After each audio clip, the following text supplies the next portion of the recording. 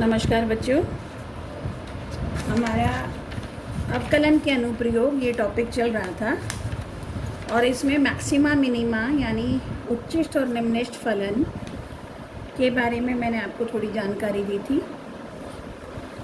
और अब उसी क्रम में जो आपकी एक्सरसाइज 6.5 है एनसीईआरटी में, उसके क्वेश्चंस को हम करेंगे। प्रश्न नंबर 2 से स्टार्ट करेंगे।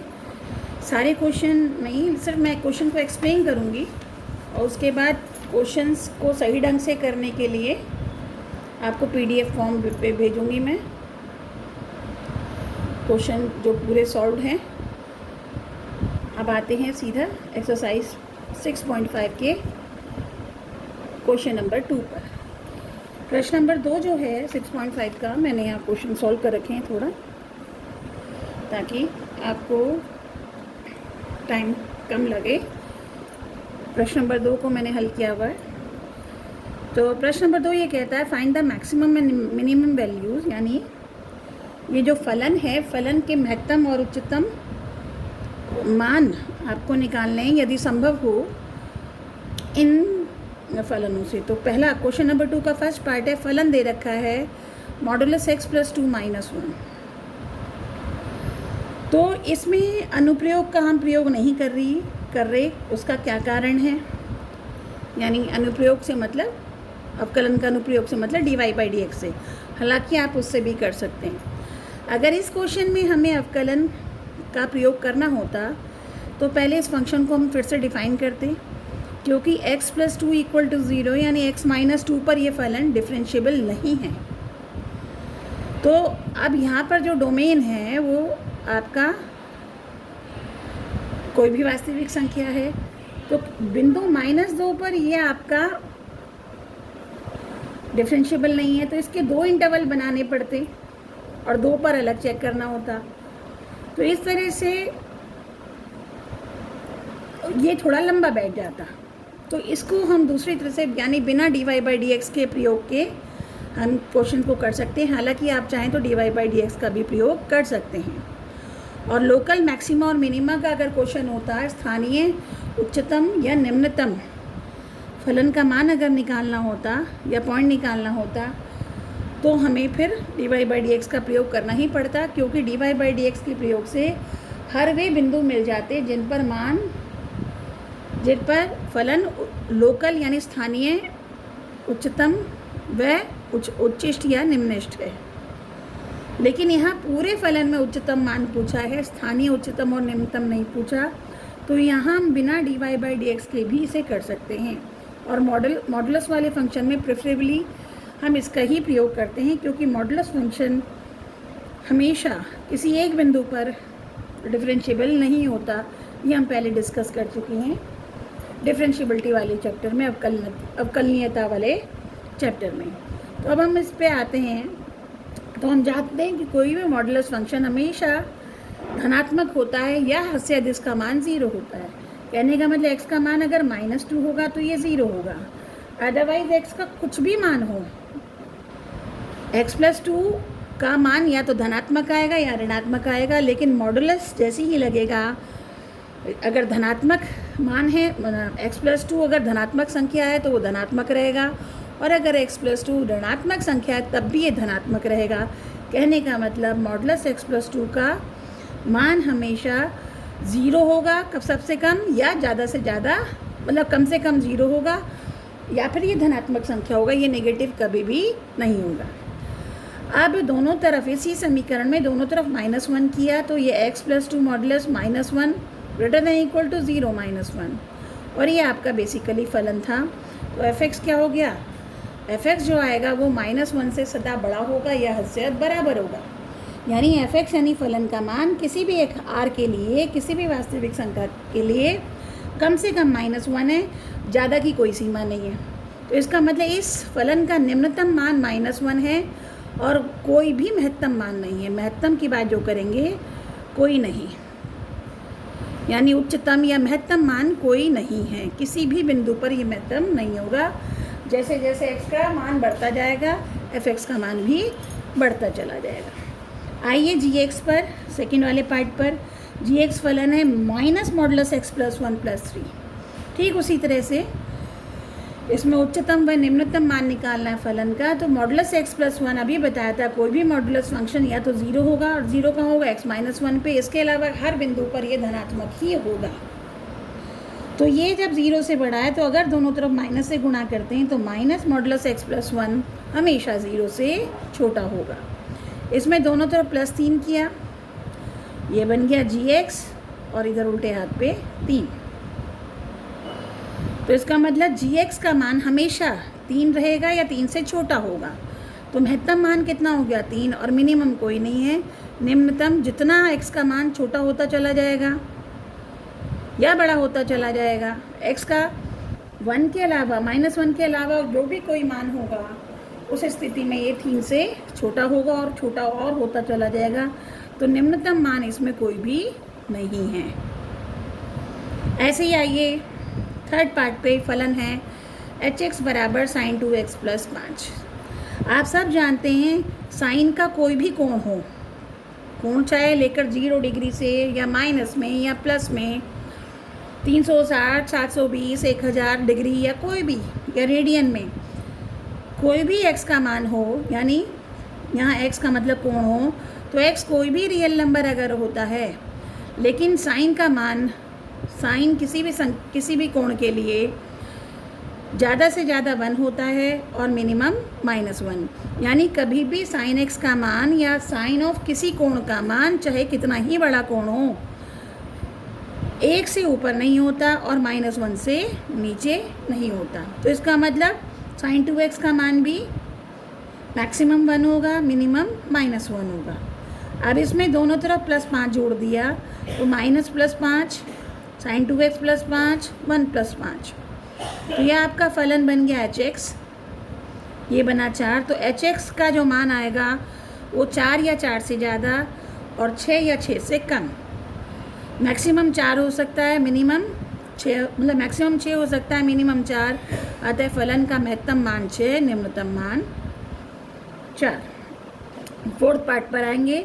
फोर्थ पार्ट पे फलन है आपका fx बराबर मॉडुलस साइन 4x प्लस 3। फिर उसी तरह से साइन 4x जो है साइन का फलन है, साइन का फलन का जो मान होता है, चाहे x का कोई भी मान हो, फॉर एनी कोई भी रियल नंबर हो, साइन 4x का मान 1 और -1 के बीच में लाई करता है। दोनों तरफ +3 कर दिया, तो ये हो गया साइन 4x प्लस 3 का मान 3 + 1 4 और 2, यानी इसका मान 2 और 4 के बीच में होगा। लेकिन जो फलन है वो मॉडुलस है, तो सबका मॉडुलस ले लिया। मॉडुलस 2 का मान 2 होता है, मॉडुलस 4 का मान 4 होता है, and modulus sign 4x plus 3 आपका फलन था। तो फलन fx जो है उसका मान 2 और 4 के बीच में है, कम से कम 2, ज़्यादा से ज़्यादा 4, अतः महत्तम मान 4, निम्नतम मान 2। अब आते हैं फिफ्थ पार्ट पर। फिफ्थ पार्ट दे रखा है आपका hx बराबर x प्लस 1, और जो डोमेन दे रखा है, यानी x की जो ग्राह्य वैल्यू है, जो वैल्यू आप x की ले सकते हैं, वो -1 और 1 के बीच में, बट नॉट -1 नॉट 1, यानी ये ओपन इंटरवल है, 1 और -1 नहीं लेना। तो आप यहाँ से दिख रहा है कि x का मान किसके बीच में है, -1 से ज़्यादा और 1 से छोटा होना चाहिए, पर ना -1 के बराबर है ना 1 के बराबर है। अब x प्लस 1 निकालना था, तो पूरे में +1 कर दिया, तो -1 + 1, x प्लस 1 और 1 + 1, और ये फलन आपका हो गया hx। तो hx 0 से बड़ा होगा, 2 से छोटा होगा, लेकिन 2 के बराबर कभी नहीं होगा। अब x का मान जितना 1 के पास होगा, जैसे कि 0.999 बढ़ाएंगे, तो hx का मान भी उसमें 1 जुड़कर, यानी 1.999 करके होता चला जाएगा।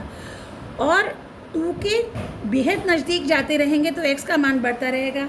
तो आप देख रहे हैं 0, ये वाला इंटरवल बाउंडेड तो है, किनारे तो हैं, लेकिन आखिरी बिंदु इधर या इधर 1 के पास, 1 से जस्ट छोटा आखिरी बिंदु हम नहीं ढूंढ सकते, यानी वो इनफाइनाइट हो जाता है। जब आखिरी बिंदु ही नहीं पता चलेगा तो उस पर हम चेक नहीं कर सकते। तो इस फलन में 0 2 के बीच में तो भले ही हो, लेकिन hx जो है का महत्तम मान आपका नहीं पता चलेगा।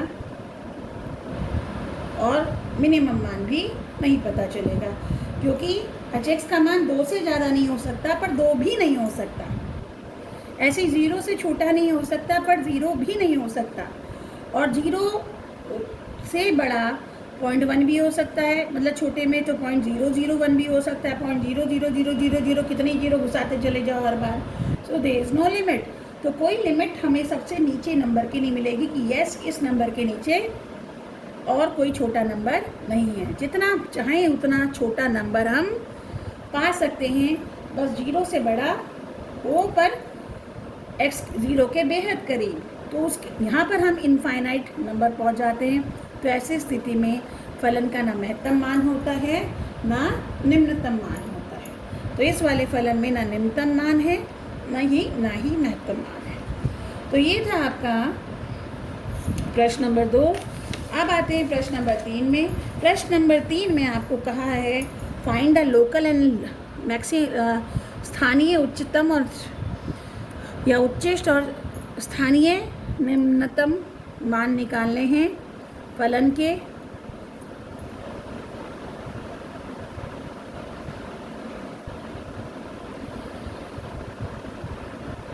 Find the local maxima and local minima of the following function and find also the local maximum local minimum values of the function। यानी वो बिंदु निकालने हैं जिन पर स्थानीय उच्चतम स्थानीय निम्नतम निकालना है। तो मैंने बताया था स्थानीय उच्चतम और स्थानीय निम्नतम निकालने के लिए या तो हम फर्स्ट डेरिवेटिव टेस्ट लगाते हैं या सेकंड डेरिवेटिव टेस्ट लगाते हैं। दोनों टेस्ट का मैंने जिक्र किया था। हम यहाँ पर सभी क्वेश्चंस में सेकंड डेरिवेटिव टेस्ट को ही लेकर चलेंगे, क्योंकि वो ज़्यादा फिजिबल लगता है और उसकी गणना ज़्यादा अच्छे तरीके से होती है। तो हम बात करते हैं प्रश्न नंबर 3 के। कोई भी सारे क्वेश्चन आसान हैं। जैसे पहला पार्ट ले लिया fx, तो एक्स स्क्वायर हुआ, तो फर्स्ट डेरिवेटिव लेंगे, कितना हुआ 2x, इसे 0 के बराबर रखेंगे तो x का मान आया 0। तो यह x बराबर 0 पर फलन स्थानीय उच्चतम और स्थानीय निम्नतम कोई सा एक हो सकता है, दोनों नहीं संभव है। फिर आइए f"x पर, ये मान आया 2 धनात्मक संख्या है।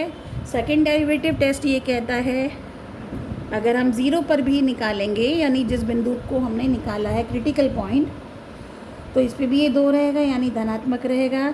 तो सेकंड डेरिवेटिव टेस्ट ये कहता है कि जब सेकंड डेरिवेटिव किसी बिंदु पर धनात्मक आए तो वो निम्नतम बिंदु होता है, यानी x बराबर 0 पर फलन का मान क्या होगा, निम्नतम होगा। और फलन का निम्नतम मान क्या है,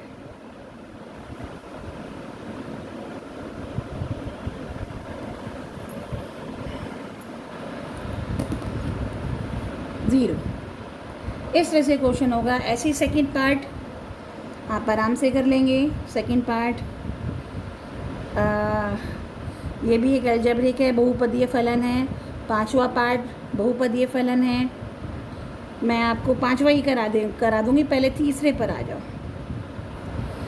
hx बराबर sin x plus cos x, और यहाँ दिया हुआ है कि x का जो मान है वो प्रथम चतुर्थांश में है और 0π/2 भी नहीं लेना है। तो अगर हम h' की बात करें तो ये होगा cos x और cos x का डिफरेंशियल माइनस sin x। 0 रखेंगे बराबर, तो 0 रखने पर या तो 0 रखने पर आप देखेंगे कि कहाँ पर ये 0 होता है। तो cos x बराबर sin x यानी tan x बराबर 1, और x का मान जिस पर वैल्यू 1 हो कितना होता है π/4, 3π/4 एंड 5π/4 एंड सो ऑन। ठीक है, लेकिन हमें पहले चतुर्थांश में लेना है, जैसे कि x का मान जो ग्राह्य है, तो यहाँ x का मान कितना आया π/4। सेकेंड डेरिवेटिव लेंगे आप, cos x का डिफरेंशियल माइनस sin x का cos x, और वैल्यू क्या है π/4 पे अगर आप लेंगे तो माइनस sin π/4 माइनस cos π/4, दोनों का मान 1/√2 होता है तो कहने का मतलब वैल्यू क्या हो गई, नेगेटिव हो गई हर हालत में। और अगर नेगेटिव है तो x बराबर π/4 पर स्थानीय, यहाँ भी स्थानीय लिखना, लोकल का मतलब स्थानीय निम्नतम मैक्सिमम महत्तम मान होगा फलन का। और फिर फलन का महत्तम मान अगर निकालना है, फलन का महत्तम मान फलन का hx का किस पे होगा, π/4 पे, तो π/4 की वैल्यू रख दो, तो sin π/4 प्लस cos π/4 यानी 1/√2 प्लस 1/√2 बराबर 2/√2 बराबर 2।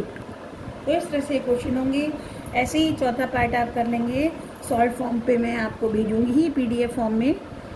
ऐसे ही फिफ्थ पार्ट फिर आपका एक बहुपदीय फलन आ गया, f(x) बराबर x³ minus 6x² plus 9x plus 15। Second derivative test ही हम हर जगह लगा रहे हैं।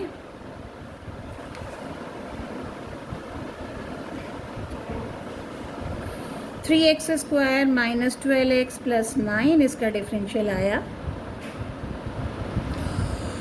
और 3 बार निकाल लिया। x² माइनस 4x प्लस 3 इसके गुणनखंड करिए, -3 -1, मेरे को लग रहा है इसके गुणनखंड होंगे x minus 1 x minus 3। Yes, इसके गुणनखंड ये हुए। इसको 0 रखने पर x का मान या तो 1 आएगा या 3।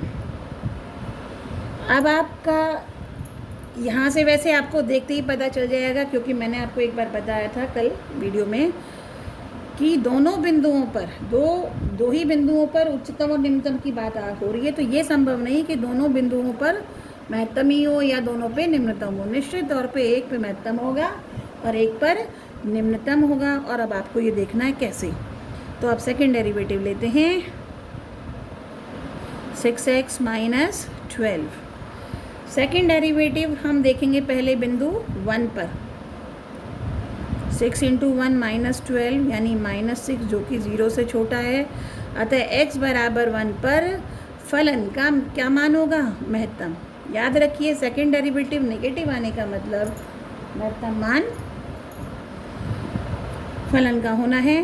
और फिर सेकेंड डेरिवेटिव अगर 3 पर निकालते हैं, 6 × 3 माइनस 12 ये हो गया प्लस का 6 जो यानी धनात्मक वैल्यू है। अतः x बराबर 3 पर फलन का मान क्या होगा, निम्नतम होगा। अतः महत्तम मान, क्योंकि साथ साथ ये जो पॉइंट क्रिटिकल पॉइंट इन्हें हम कहते हैं, और क्रिटिकल पॉइंट पर x की किन मानों के लिए महत्तम मान या निम्नतम मान है ये तो वो बताएगा। लेकिन जब क्वेश्चन में ये कहा है कि महत्तम मान ही बताओ, तो x बराबर 1 पर जो फलन का मान होगा वही आपका महत्तम मान होगा। तो ये हो गया 15x 9 10 15 25 में से 6 गई, ये बैठा 19। फलन का यानी महत्तम मान 19 हुआ। निम्नतम किस पे होगा, 3 पर। 3 की घात 3, 6 × 3 की घात 2, 9 × 3 प्लस 15। तो हो गया 27 माइनस 9 × 54, 27 प्लस 15। तो 54 और जो कट गया ये बचा 15। तो इसका जो मिनिमम मान होगा यानी निम्नतम मान 15 होगा फलन का, और महत्तम कितना होगा, 19 होगा। तो इस तरह से क्वेश्चंस करेंगे आप। और इसके बाद आते हैं हम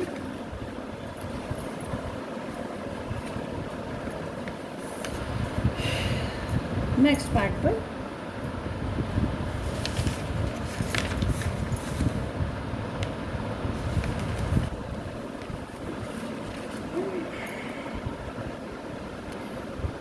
प्रश्न इसका 7th पार्ट देखेंगे आप। gx दे रखा है आपको, बल्कि 6 और 7 कोई सा एक कर लेते हैं, मैं 6 ही कर लेती हूँ। जी एक्स बराबर एक्स बटे 2 प्लस 2 बटे एक्स।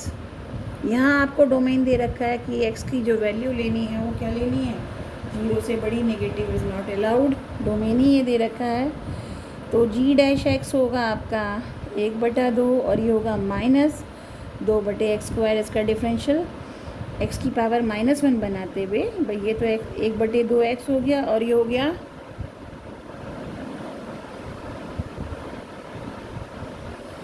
इसे 2 इंटू एक्स की पावर -1 कहा था, तो 2 तो ये और एक्स की पावर -1 का डिफरेंशियल क्या है, -1 एक्स की पावर -2 और -2 नीचे आकर ये बन गया। इसको 0 रखेंगे तो आपका हो जाएगा 1/2 बराबर 2 बटे एक्स स्क्वायर, तो एक्स स्क्वायर हो गया 4, तो एक्स का मान आया +-2। चूँकि एक्स का मान 0 से बड़ा लेना है तो एक्स बराबर -2 को निगलेक्ट कर देंगे क्योंकि वो डोमेन में नहीं है, तो सिर्फ एक्स बराबर 2 पर आपको चेक करना है कि फलन मैक्सिमम होगा या मिनिमम। तो अब जब सेकेंड डेरिवेटिव टेस्ट लगा रहे हैं हम, ये 0 हो गया, इसको x की पावर -2 माना तो हो गया -2 x की पावर -3, तो 4/x³। अब x का अगर धनात्मक मान होता है, क्योंकि x का धनात्मक मान यानी 2 होता है, तो 2 लिखो या ना लिखो ये तो पता, यहाँ वैल्यू इम्पोर्टेंट नहीं होती कि वैल्यू क्या आना है, बस ये देखना है कि ये धनात्मक है या ऋणात्मक। क्लियरली ये 0 से बड़ा आएगा, किस पर, किस पर, 2 पर। तो चाहे x की जगह 2 रखो या ना रखो, आप ऐसे भी चेक कर लो। तो ये 0 से बड़ा हो रहा है, अगर ये 0 से बड़ा हो रहा है निश्चित तौर पे, तो फलन क्या होगा, निम्नतम होगा। किस पर, x बराबर 2 पर। तो फलन का निम्नतम मान क्या निकलेगा, x को 2 रखने पर फलन में, यानी 2/2 प्लस 2/2, यानी निम्नतम मान 2 होगा, इसमें कोई भी उच्चतम मान नहीं पता चल सकेगा। तो इस तरह से आपके और क्वेश्चंस हो जाएंगे।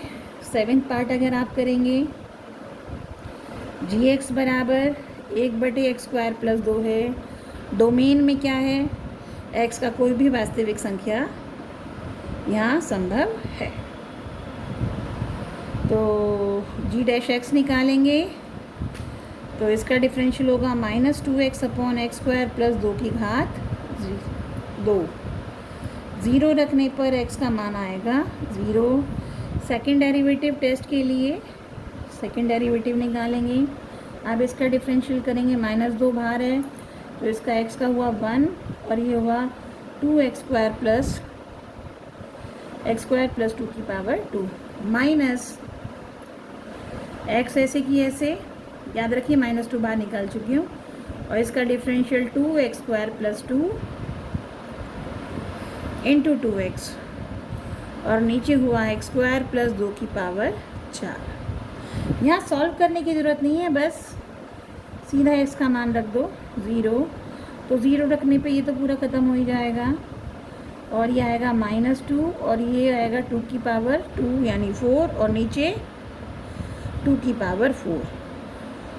सॉल्व करना इम्पॉर्टेंट नहीं, बस ये देखना है 0 से बड़ा ये छोटा, निश्चित तौर पे नेगेटिव आ रहा है, अतः x बराबर 0 पर फलन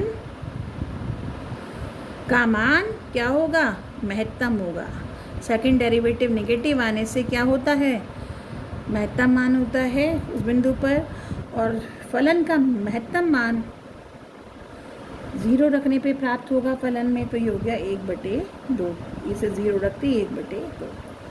तो इस तरह से ये क्वेश्चन होंगे, बहुत आसानी से आपको समझ आ जाएंगे। आपका 8th पार्ट है f(x) बराबर x into 1 minus X under root, और आपको x की जो वैल्यू आप ले सकते हैं, डोमेन जो दे रखा है वो 0 से बड़ी यानी धनात्मक वैल्यू आपको लेनी है। तो ये आपकी स्थिति है, इन्होंने लिखा x की वैल्यू 0 से बड़ी, लेकिन ये फलन तो 1 से बड़ी संख्याओं के लिए डिफाइन ही नहीं होगा। तो कायदे में 0 से बड़ी और 1 से छोटी, क्योंकि 1 माइनस एक्स हर हालत में क्या होना चाहिए, 0 से बड़ा, यानी 1 एक्स का मान क्या होना चाहिए, छोटा होना चाहिए 1 से। तो 1 से और 0 के बीच में इसका डोमेन है। हालांकि इन्होंने 0 से बड़ी ली है, लेकिन आप 1 से बड़ी भी नहीं ले सकते क्योंकि इसका डोमेन यही है। एक्स का मान किसी भी कीमत पे 1 से ऊपर नहीं आता, ये क्योंकि उस पर फलन ही परिभाषित नहीं है। तो जब परिभाषित ही नहीं है तो महत्तम या निम्नतम मान नहीं निकल सकता। तो हालांकि इन्होंने 0 से बड़ा ही बताया था, लेकिन आपको यहाँ ये बताना है कि एक्स का मान 1 से बराबर या छोटा होगा। तो कहने का मतलब जो डोमेन हो गया वो 0 और 1 के बीच में हो गया। तो डोमेन भी आपको टाइम टू टाइम चेक करना पड़ेगा। चलिए आते हैं फर्स्ट डेरिवेटिव पर।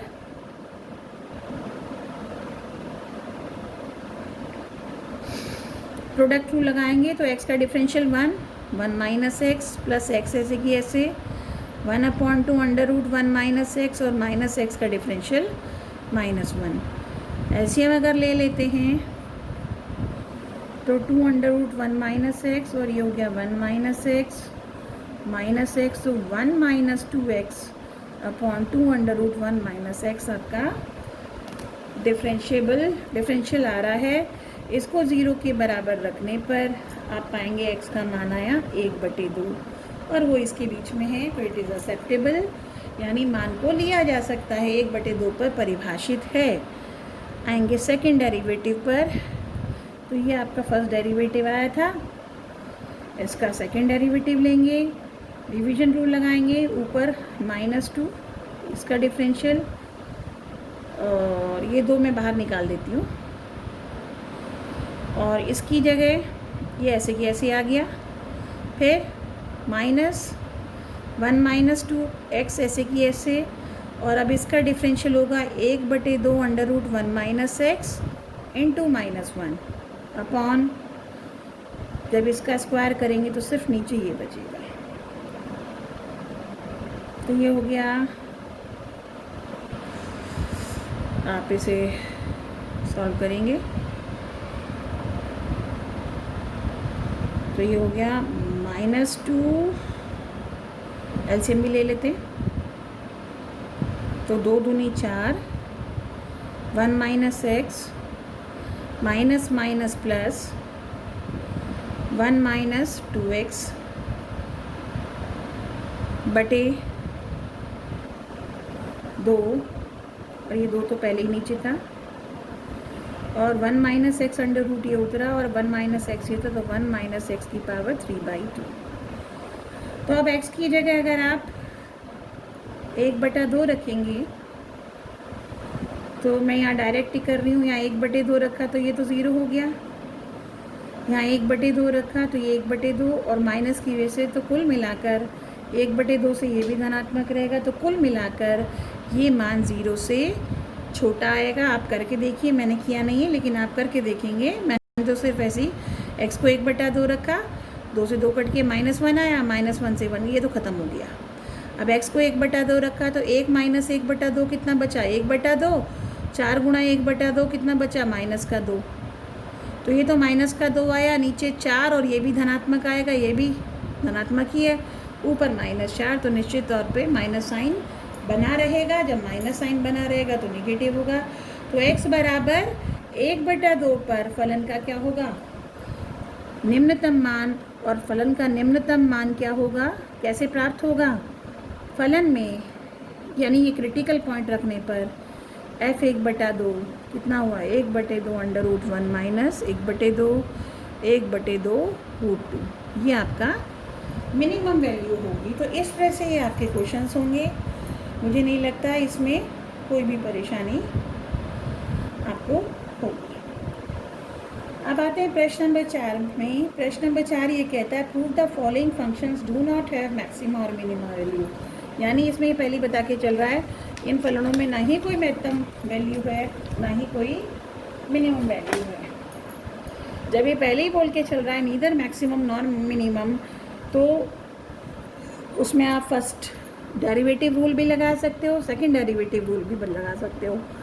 ये क्वेश्चन देखिए आपको और अच्छे से समझ आएगा।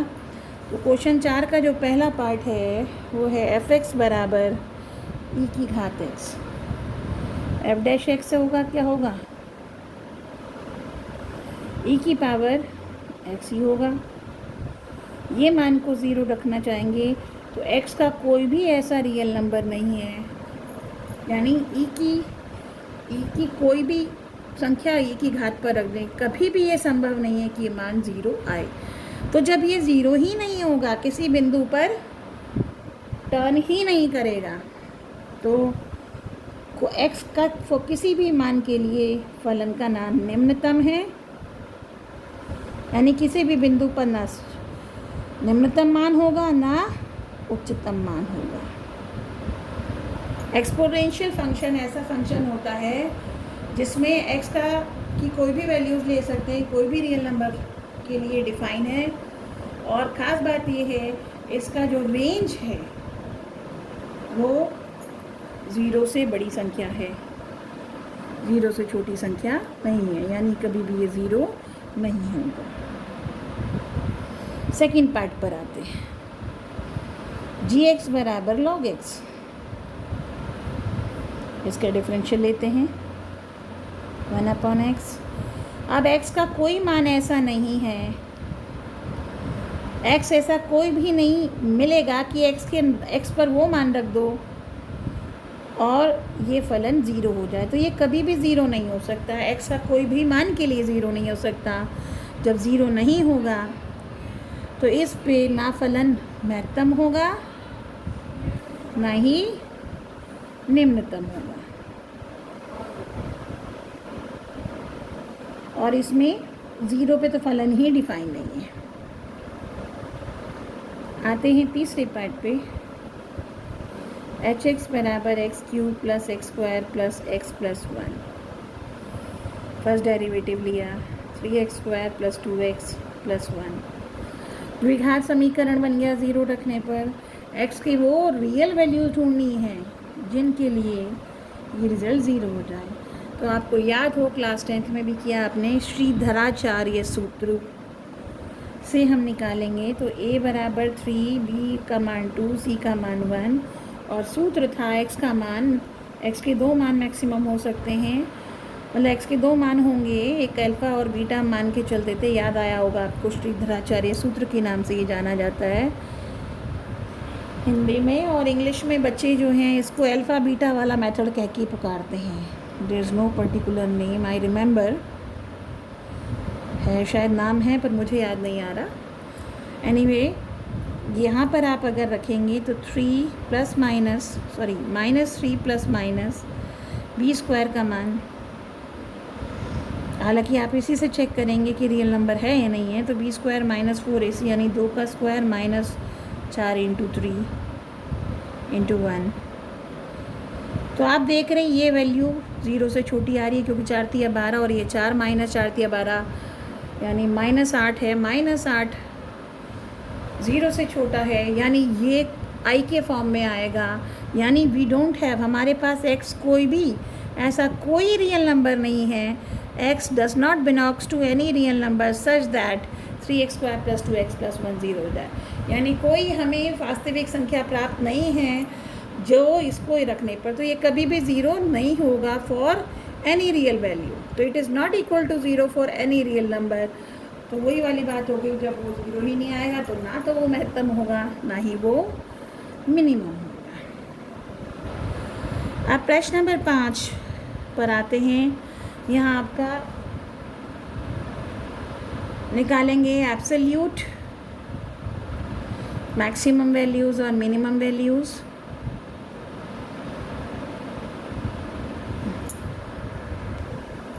अगले क्वेश्चन जो 5 से मैं डिस्कस करूँगी आपको अगले वीडियो में, और तब तक आप इन क्वेश्चंस का समझें यहाँ से, और अगर यहाँ से कॉपी कर सकते हैं यहाँ से कॉपी करें, वरना PDF फॉर्म से भी आप कॉपी कर लेंगे।